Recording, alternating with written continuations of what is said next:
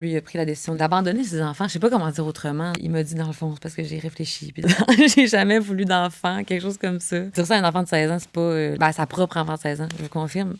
Peut-être trouver d'autres formulations là, pour arriver à votre point. Loup-garou, c'est la première fois peut-être que j'ai vécu réellement le processus d'écriture comme un vrai... Pas une vraie thérapie, là, ça me gosse de dire ça, mais genre comme vraiment me réconcilier avec des enjeux personnels.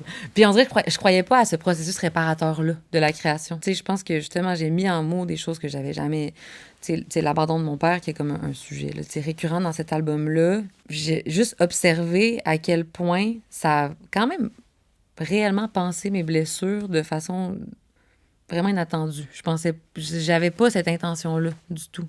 Je pense que je portais une honte, en fait, par rapport à ça, dans le fond. Je pense que, tu sais, comme enfant, tu peux peut-être vivre...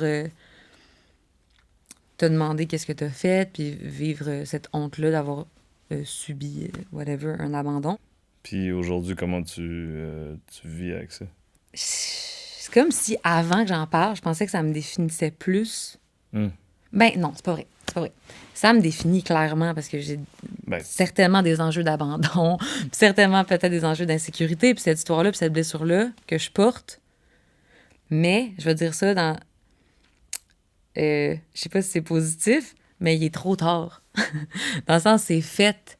Mais ça a pas besoin de m'accompagner pour le reste de ma vie. Dans le sens que ça a fait le travail que ça avait à faire. Ça m'a défini, ça a contribué à me construire pour le meilleur et pour le pire. Je pense que ça continue juste plus de s'enfoncer. Je sais pas comment l'expliquer autrement. Puis c'est ça, je pense que le fait d'en parler, mais ça peut-être ça supprime... Mais tu te réappropries ton histoire, en fait. Ouais. Puis tu t'en fais ce que tu fais de mieux dans la vie, c'est-à-dire une chanson. Une toune, ouais. Mais on peut s'imaginer ce que ça laisse comme trace, là, entre guillemets négative, mais positivement. Qu'est-ce que ça a contribué à forger chez toi? Ben, peut-être la combativité ou peut-être l'envie de se prouver, dans le fond.